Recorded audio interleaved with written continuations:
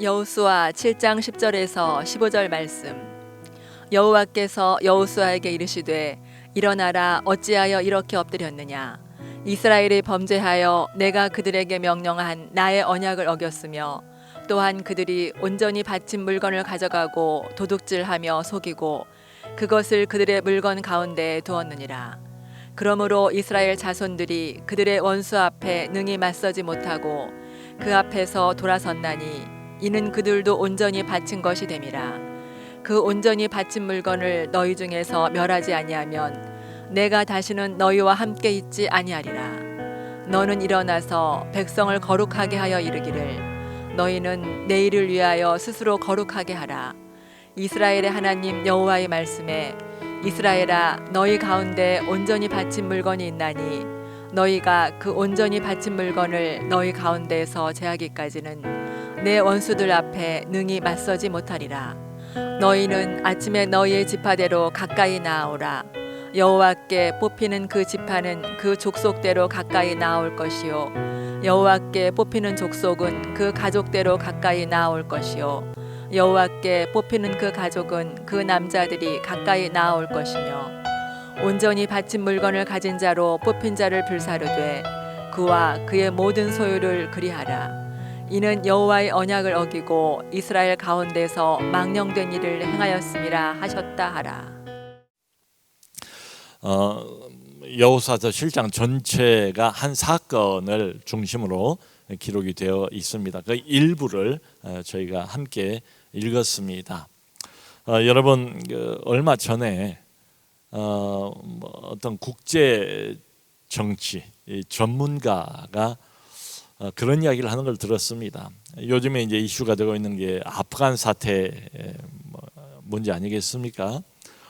미국이 20년 이상 전쟁을 치렀지만 결국은 패배했고 20년 어간에 이제 총 들어가는 천문학적인 그 액수가 2,000조가 넘는 것으로 그렇게 알려져 있습니다. 그런데 이 잘 알려진 국제 정치 전문가가 그렇게 이야기를 하더라고요. 요약을 해요. 왜 아프간 사태가 이렇게 되고 말았는가? 그분의 진단은 딱 한마디로 부정부패. 그 한마디가 이렇게 와 닿았어요. 정부의 고위 관리부터 심지어는 군인들까지 위아래로 온통 부정부패에 물들어 있었다. 가니 대통령이 차량 몇 대 돈을 싣고 가다가 한 대는 버리고 이제 도망을 갔다, 이런 이야기도 우리가 들었고, 그리고 탈레반이 점령을 하고 난 뒤에 그 아프간 부통령이었던 살레 부통령 집에서 현금 650만 불과 금괴 18개를 찾아냈다는 게 온 세상의 뉴스거리가 되었습니다. 여러분, 이런 그 정치인들 또 이 지도자들, 고위공직자들, 국민들 영향이 안 받을 리가 없지요. 이걸 바라보는 나라를 지켜야 할 젊은이들, 그 영향을 안 받을 수가 없겠죠. 참 이런 거 보면 역시 지도자가 참 중요하구나. 교회도 마찬가지고 또 교회 밖도 일반 사회도 마찬가지 아닙니까? 어느 부서 어느 구석구석이든지 정말 지도자 한두 사람의 영향이 결코 적지가 않구나, 이런 걸 다시 한번 확인하게 해주는 사건이 아니었나 싶어요. 이런 좀 생각을 해봤어요. 만일에 이런 그 부정부패가 이번 일로 드러나지 않았더라면 아프간은 어떻게 됐을까? 아마 짐작하는데 계속해서 부패한 사람들은 더 이제 부패를 가중 계속 반복하겠죠. 부패가 계속되고 부정이 계속되고 아무 변화도 없고 나라는 더 썩을 대로 썩어가고 결국은 부정부패로 인해서 나라가 망하게 되지 않았을까? 드러나지 않았다 할지라도 말이죠. 그런 생각을 해봤습니다. 그러면서 한 가지 드는 생각이, 이게 흔히 두 개를 구별해 본다면 하나님의 나라와 그리고 세상 나라의 결정적인 차이점을 유나, 말하자면 세상 나라는 숨기려면 숨길 수 있어요. 사람들의 눈은 얼마든지 꽤 오랫동안 숨길 수가 있습니다. 그런데 하나님의 나라에서 부정부패 결코 속이지를 못합니다. 사람의 눈은 속일 수가 있겠죠. 안 드러나면 사람은 몰라요. 하지만 하나님은 안 드러난 것까지도 속속들이 다 하나님께서는 보시고 계십니다. 아시고 계십니다. 그게 바로 오늘 본문의 핵심적인 메시지예요. 여러분, 여리고 함락을 지난주 우리가 보지 않았습니까? 어떤 식으로 함락을 했습니까? 어떻게 승리를 했습니까? 전투의 핵심 요소가 무엇이었습니까? 정말 어처구니 없고 말도 안 되는 방식으로 대승을 거두지 않았습니까? 한 바퀴씩 매일 돌고 나머지 마지막 날에는 7바퀴를 돌고, 그리고 소리를 한번 질렀더니 여리고 성이 와르르 한꺼번에 무너졌다. 참 아무리 생각해봐도 이건 무슨 신화나 어떤 만화에나 상상력 안에나 있을 법한 이런 이야기 아니겠습니까? 근데 이게 실제란 말이죠. 예, 하나님의 방법으로 전투에 승리했습니다. 희한하긴 하지만 이게 하나님의 전투였고, 그리고 성경이 거듭 반복해서 우리에게 이제 알리고 싶은 것은 이게 결국은 그래서 이스라엘의 승리가 아니에요. 사람의 승리가 아니에요. 누구의 승리입니까? 하나님의 승리다. 이걸 강조하고 싶은 거지요. 자, 그러므로 이게 하나님이 전투를 하신 것이고 하나님이 승리를 하셨기 때문에 이제 여리고를 점령하고 난 뒤에도 그걸 이스라엘 하나님의 백성들은 반드시 이걸 확실하게 좀 알아야 됐습니다. 지금 앞으로 오는 가나안 정복 전쟁, 이게 첫 번째 전투 아니겠습니까?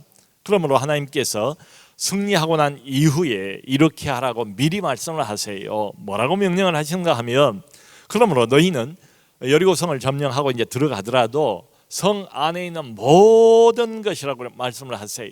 모든 것, 그것을 손대지 마라. 온전히 그것을 하나님에게 바치라. 여호와의 곳간에 그것을 들여 놓아라 하면서 또 하나 이제 경고의 말씀을 덧붙이세요. 바친 물건에 결코 손대지 말라. 그리고 손을 대면 반드시 고통을 당할 것까지 미리 이 앞에서 하나님께서 정확하게 다 말씀을 해 주셨어요. 그런데 이제 하나님이 그 경고의 말씀을 주시면서 반복해서 사용하는 단어가 뭔가 하면 온전히라는 이 단어입니다. 온전히 바쳐라. 온전히 드려라. 이 말씀을 반복해서 이렇게 하세요. 그러니까 이 단어가 의미하는 것은 뭐겠습니까? 이건 사실은 물건 자체를 말하는 게 아니고 백성들의 마음을 강조하고 있는 것이지요. 온전히, 물건 자체가 아니라 사실은 백성들의 마음을 온전히 하나님께로 향하고 온전히 하나님께로 바치라, 이런 뜻이죠. 그러니까 분명히 알아야 된다는 이야기지요. 이 승리는 너희가 이룬 것이 아니다. 나 여호와 하나님 내가 이룬 것이다. 그리고 이 승리는 우리가 획득한 것이 아니라 우리의 능력으로 싸워서 얻어낸 것이 아니라 하나님이 주신 것이다. 주신 것을 그저 얻은 것에 불과한 것이다. 그것을 잊지 말라는 거예요. 그걸 철저히 온 몸으로 그것을 새기라, 이런 말씀이죠. 그게 온전이란 말이 담고 있는 의미예요. 그러므로 들어갔습니다. 승리했습니다. 모든 걸 다 가질 수가 있습니다. 세상 전투에서는 그래요. 이긴 편이 진 편을 마음껏 노력하지 않습니까? 그런데 어떤 전리품도 내 것이 아니에요. 이걸 아주 철저하게 명심하는 거, 이게 아주 대단히 중요합니다. 여러분, 우리가 어떤 문제를 만났을 때 또 어떤 일이 잘 되기를 위해서 계속 기도하지 않습니까? 그래, 문제가 해결이 됐어요. 하나님이 응답을 하셨어요. 그리고 내가 원하는 대로 잘 됐어요. 근데 잘 되고 나면 이게 문제입니다. 사실은 전투도 전투지만은 전투 이후에, 이게 승리도 중요하지만 승리를 위해서 우리가 늘 기도합니다만은 사실 더 중요한 것은 오늘 여호수아서 7장을 보면 승리 이후인 것 같아요. 너무 잘 돼요. 잘 되면 도취해버립니다. 사람이 되게 그런 것 같아요. 다 내 것인 것처럼 누가 주셨는지를 금방 망각해버려요. 이게 눈에 보이고 너무 좋고, 그리고 이제 자기 승리에 스스로 이렇게 고무되고 자기 도취, 하나님을 망각해버리는 이런 일들이 계속해서 우리 안에서도 벌어지게 되는 거지요. 저는 참으로 인상적으로 이런 사람을 보았습니다. 이 사람이 꽤 이제 높은 회사의 자리에 가 있는 사람이에요. 근데 자기가 맨 처음 이 회사에 입사했을 때 회사로부터 이렇게 받은 명함이 있어요. 그 최초의 명함을 그대로 간직하고 있더라고요. 무슨 기념품이나 되는 것처럼. 어떤 사람은 자기가 한참 어렵고 힘들 때 계속 일기를 썼는데 그 어려울 때 고난 중에서 역경 중에서 썼던 참 눈물이 얼룩져 있는 그 일기장을, 수십 년 전에 그 일기장을 아직도 간직하고 있더라고요. 그걸 간직하고 있는 이유는 무엇이겠습니까? 그때 그 고난, 그때 그 어려움, 그때의 그 초심, 그것을 잃지 않기 위해서 자기가 조금 이렇게 방만하고 방심하고 이럴 때 그 명함을 한번 들여다보면 정말 푸릇푸릇하게 맨 처음 회사에 입사해서 어떤 마음과 어떤 각오를 가지고 내가 직장 생활에 임했던가, 사회생활을 시작을 했던가, 내가 그렇게 눈물로 날마다 지새우고 정말 절망과 좌절과 낙심뿐이었을 그때에 내가 어떤 글들을 어떤 마음으로 썼는가, 그 초심을 잃지 않기 위해서 그걸 간직한다는 것입니다. 근데 여러분, 자칫 세상 사람들이 그러잖아요. 이 초심만 잃지 않으면 뭔가 계속 돼도 잘 될 것 같아요.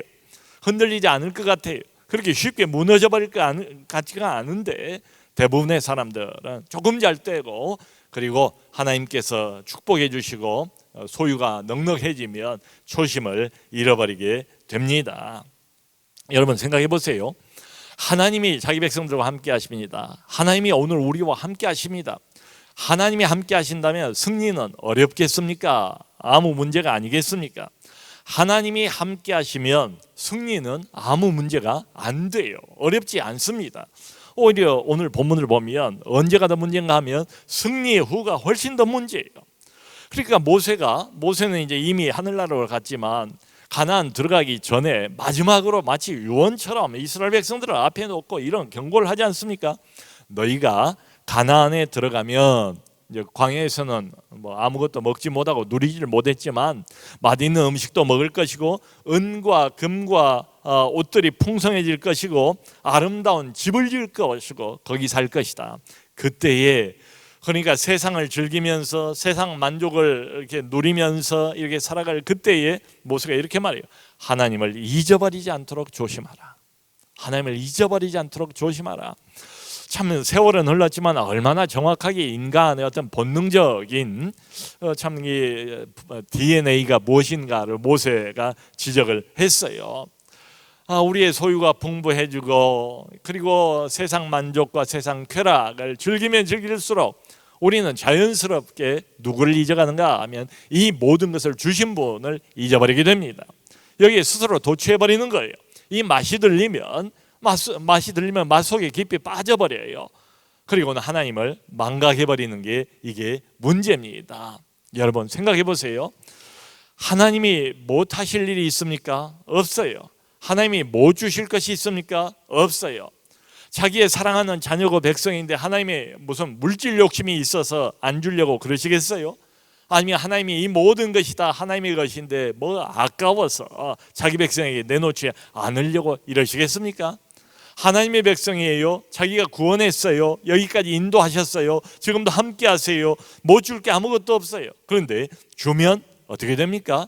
물질에 당장 백성들의 마음을 다 뺏겨버려요. 세상에 완전히 넘어가 버려요. 그리고는 거기서 빠져나오지를 못하는 거예요. 하나님에게 등을 돌려요. 하나님을 완전히 망각해버려요. 자기들이 이 모든 것을 자기들의 무슨 재주나 능력이나 이런 것들로 자기들 스스로의 힘으로 이룬 것처럼 착각을 합니다. 자기 스스로를 높여요. 하나님을 잊어버려요. 겸손을 잃어버리게 됩니다. 그게 문제예요. 결국은 믿음을 상실하게 되고 하나님으로부터 떠나게 되는 이런 장면을 구약에서 신약에서 반복해서 계속 우리가 보고 있지 않습니까? 자, 여러분, 그러니까 우리가 이제 운전을 이렇게 해봐도 언제가 위험한가 하면 이럴 때가 위험해요. 차 사고가 언제 많이 난다고 합니까? 아주 초보자일 때는, 저도 오늘도 이제 이렇게 운전을 하면서 초보 운전이라고 뒤에 이렇게 써붙인 것을, 요즘은 초보 운전이라는 그 글자도 아주 멋지게 상당히 다양하게 써붙이고 다니더라고요. 그래서 차를 몇 번을 봤어요. 초보 운전을 할 때는 자기가 초보라는 걸 인식하고 있기 때문에 조심을 합니다. 그래서 사고가 의외로 별로 나질 않아요. 그리고 또 운전을 아주 오래 한 베테랑 같으면 운전이 완전히 몸에 익어 있기 때문에 또 그렇게 많은 사고가 날 염려가 덜해요. 근데 언제 차 사고가 주로 많이 나는가 하면 조금 운전에 익숙할 때, 한 1년 정도, 한 2년 정도 운전 맛을 알 때에 뭐 요즘 뭐 운전대가 좋아서 막 한 손으로도 돌리고 뭐 그러지 않습니까? 이제 이런 것들이 좋아 보이고 자기도 이제 이렇게 겉멋을 부리기 시작하고 방심하기 시작하는 거죠. 마치 이런 것처럼 여러분, 광야 40년을 이렇게 여행을 하고 있을 때는 거기서 무슨 경제 활동을 했겠습니까? 농사를 지었겠습니까? 그러니까 소유에 대한 욕심을 가질 수가 없어요. 아예 구조 자체가.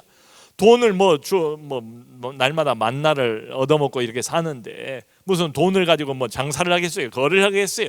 아예 돈 한 푼도 주어지지 않는 거기에서는 유혹받을 염려도 없어요.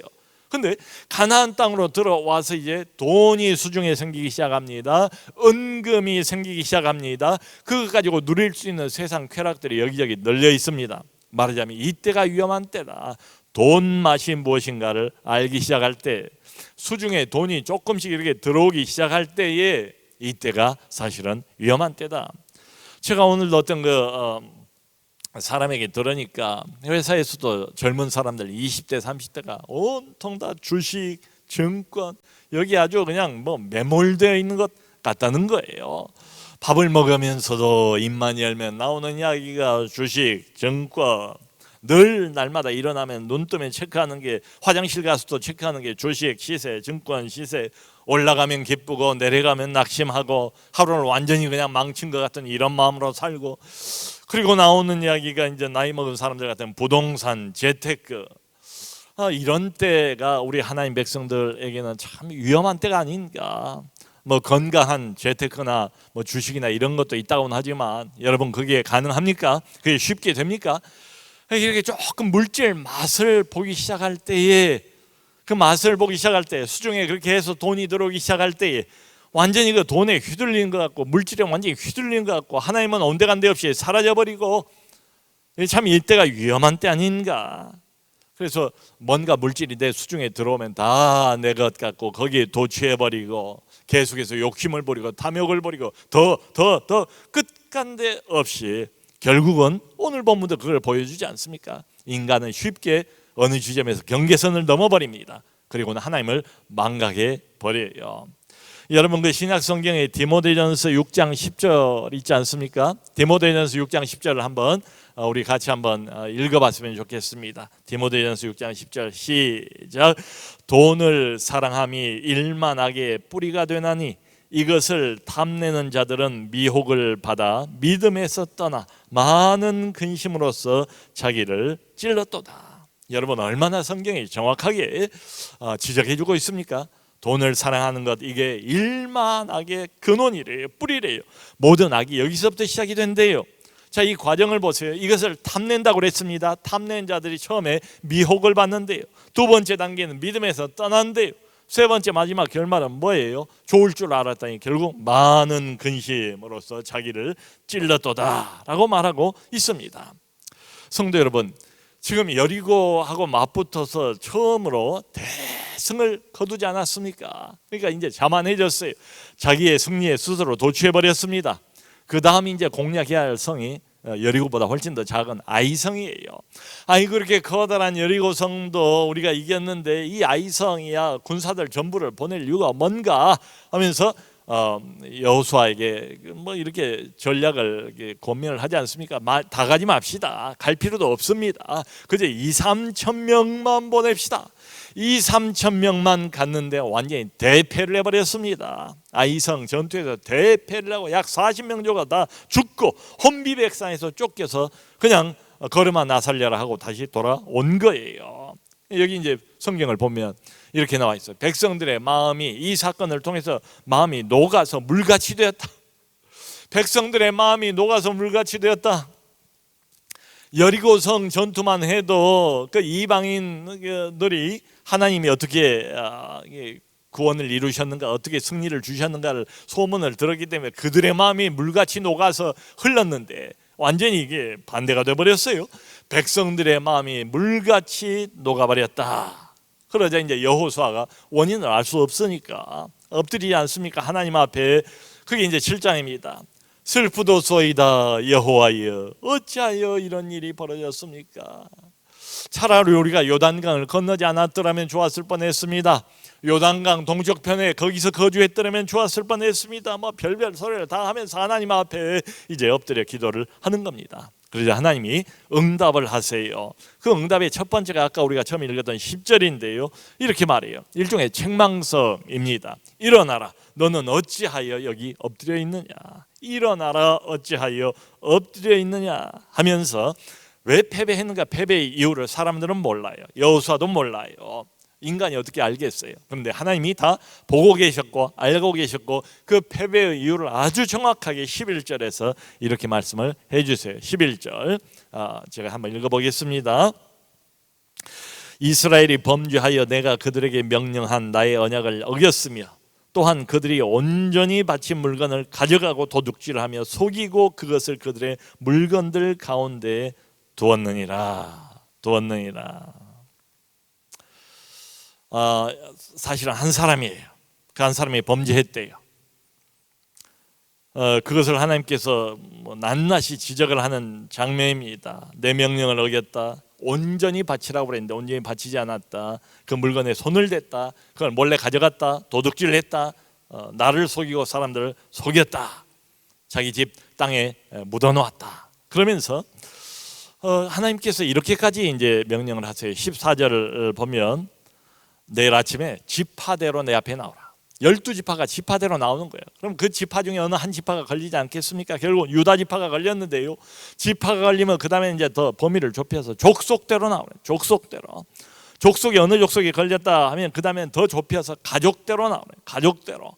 가족이 어느 가족이 걸렸다 하면 그때 남자들이 나오라는 거예요.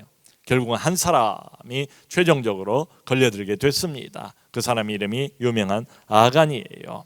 자, 여러분, 하나님은 분명히 다 알고 계셨어요. 처음부터 끝까지 다 보고 계셨어요. 이게 하나님의 승리고 하나님의 전투인데 하나님이 승리를 안 주신 거예요. 승리를 거두어 가신 거예요. 한 사람 때문에. 그 사람 이름이 아간이에요. 여러분, 여호수아에게 하나님께서 아간이라는 이 사람의 이름을 직접 알려줄 수도 있지 않았겠습니까? 근데 지금 보세요. 하나님이 이 사건을 어떻게 처리하고 계시는가?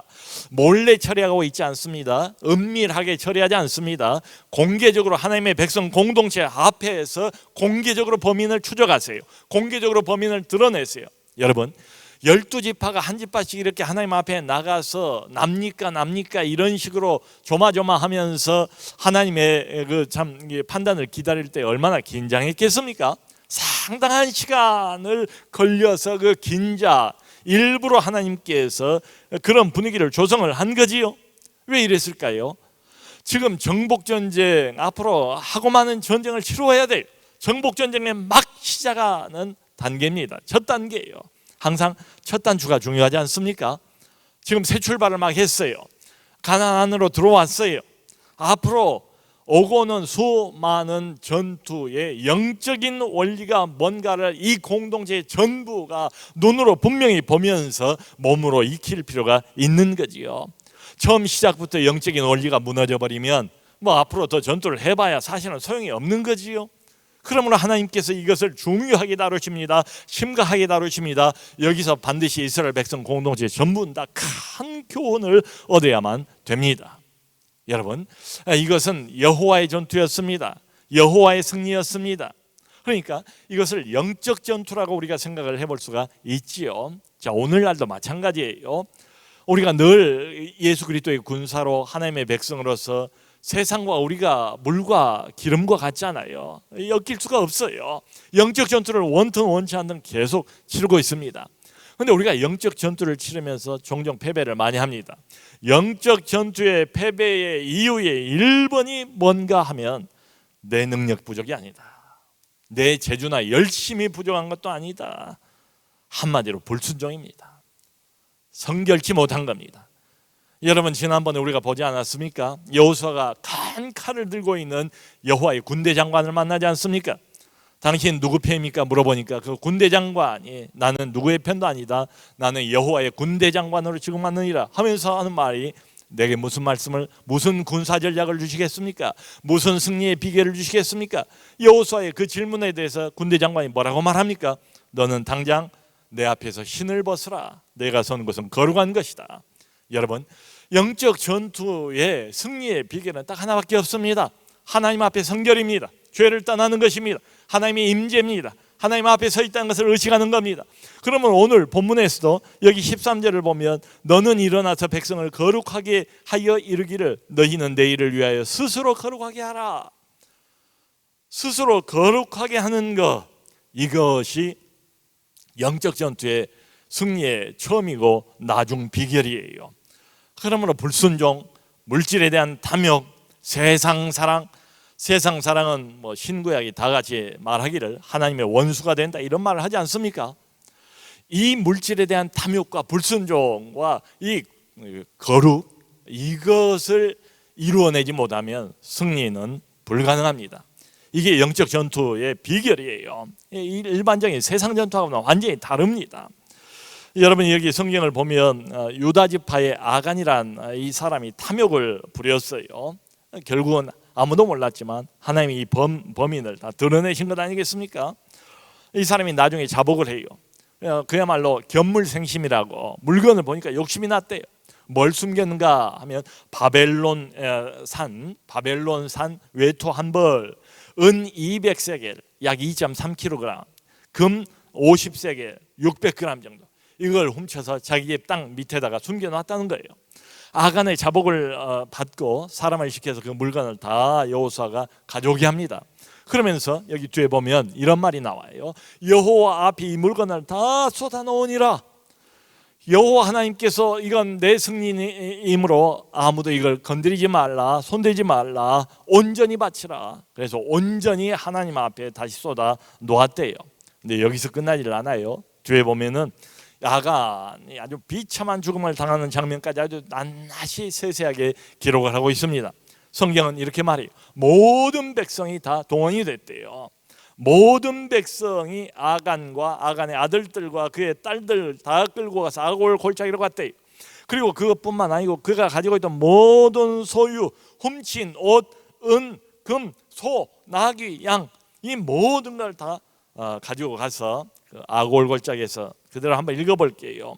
온 이스라엘이 돌로 치고 불사르고 돌 무더기를 쌓았다. 그래서 그 장소를 아골이라, 아골 골짜기라, 이건 괴로움의 골짜기라는 뜻이에요. 여러분, 온 이스라엘이 다 동원돼 가지고 집단 린치를 한 셈입니다.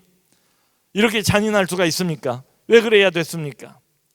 그만큼 이 사건을 하나님께서 중요하게 여기셨다 이 말이죠.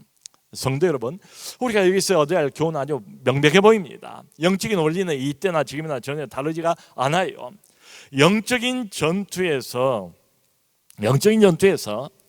나의 무능력 전혀 문제되지 않습니다. 나의 인간적인 어떤 객관적인 열세, 내가 지금 처해 있는 어떤 객관적인 열악한 상황 전혀 문제되지 않습니다. 하나님의 능력이 부족해서 패배하는 법이 있겠습니까? 그런 법 없습니다. 항상 영적 전투에서 우리가 패배한 이유는 한 가지밖에 없다. 불순종 때문이다. 거룩하지 못하기 때문이다. 개인적인 탐욕이 승리를 막아버렸기 때문이다. 그러므로 내 신앙이 결국은 망가지고 내 공동체도 함께 무너지는 이런 모습을 우리가 눈앞에서 보지 않습니까? 그러면 여러분, 우리가 이런 생각을 한 번쯤은 해볼 필요가 있을 것 같아요. 어떤 사람이 정말 교회도 열심히 출석을 하고 열심히 또 봉사합니다, 섬깁니다. 겉으로 보면 흠이 없는 것처럼 보입니다. 아마 자기 자신도 왜 이렇게 내가 열심을 낸데도 불구하고 영적인 승리는커녕 영적인 패배를 계속해서 반복하고 있는가 의문이 들지도 모르겠어요. 그때 이 말씀을 우리가 좀 떠올리면서 결국 원인이 어디에 있는가? 영적인 패배의 원인은 성경을 보면 하나밖에 없다. 여호와 앞에 성결. 너희 모두는 내일 거룩하게 하라. 너는 그 발에서 신을 벗으라. 성결하지 못한 것, 은밀한 죄. 사람들은 몰라요. 아무도 몰라요. 나도 모를 수도 있어요. 근데 하나님의 눈을 섬길 수는 없지요. 겉으로 보면 말짱한데 정말 열심히 있는 신앙인인데, 그런데 하나님 알고 계시는 그 은밀한 죄, 은밀한 불륜, 은밀한 부도덕, 하나님께서 우리를 사랑하시고 공동체를 고치시고 내 인생을 붙잡고 계시기 때문에 내버려두진 않으세요. 지적합니다. 못 알아들으면 한 번, 두 번, 세 번 여러 가지 방식으로 하나님이 지적을 하세요. 말하자면 술을 끊으라는 지적일 수도 있고, 담배를 끊으라는 지적일 수도 있고, 악한 습관을 버리라는 그런 지적일 수도 있고, 이 모든 것이 다 너는 내 앞에서 신을 벗으라, 거룩을 요구하시는 겁니다. 승리하기를 원하는가? 나의 쓰임을 받기를 원하는가? 그러면 여호와 앞에 거룩하라, 죄를 떠나라, 여호와 앞에 성결을 요구하세요. 사랑하는 성도 여러분, 하나님이 우리에게 여러 방식으로 우리를 사랑하기 때문에 포기하지 않고 내버려두지 않고 계속해서 지적하실 때 아멘, 그렇습니다. 주님, 내가 잘못했습니다. 나의 지적입니다. 예수 그리스도의 보혈의 피로 나를 용서해 주옵소서. 자비와 긍휼을 베풀어 주옵소서. 나의 은밀한 것들을 주 앞에 내어놓습니다. 주여, 내 힘으로는 이걸 어떻게 하지 못하겠사오니 주님 불쌍히 여겨주시고 끊을 수 있는 능력을 주옵소서. 성령의 힘을 더하여 주옵소서. 하나님의 지적을 아멘으로 받아들이고 회개해서 다시 하나님과의 관계를 회복하시고 승리를 맛보는 우리 모두가 될 수 있기를 주님의 이름으로 축원합니다.